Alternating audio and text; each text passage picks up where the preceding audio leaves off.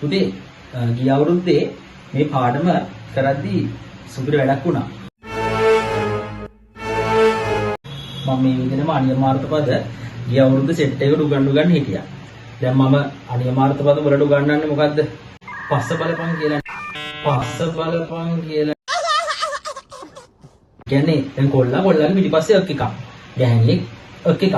එහෙමනේ අපි අනියමාර්ථ පදනේ. දැන් මම ඕක උගන්වන්න ඉන්නකොට පන්තිට ආව අලුතෙන් කෙල්ලෙක්. මේ දරුවා ඉංග්‍රීසි මීඩියම් දරුවෙක් මම බලාගෙන ඉන්නවා. දැන් මම උගන්වනකොට අහගෙන ඉන්නවා. උදේට බලාගෙන ඉන්නවා. ඒක පුතේ බල්ලෙක් නම් බල්ලගේ පිටිපස්සේ මොකද තියෙන්නේ? එක වෙලාවක් බලාගෙන ඉඳලා මේකේ මට දෙන උත්තර. ඔබ දන්නවද ඒකේ දුන්න උත්තරේ මොකද්ද? බල්ලගේ පිටිපස්සේ තියෙන්නේ හිලක්. හොඳ වෙලාවට කොල්ලෙක් ගැන ඇවිත් නැත්තේ.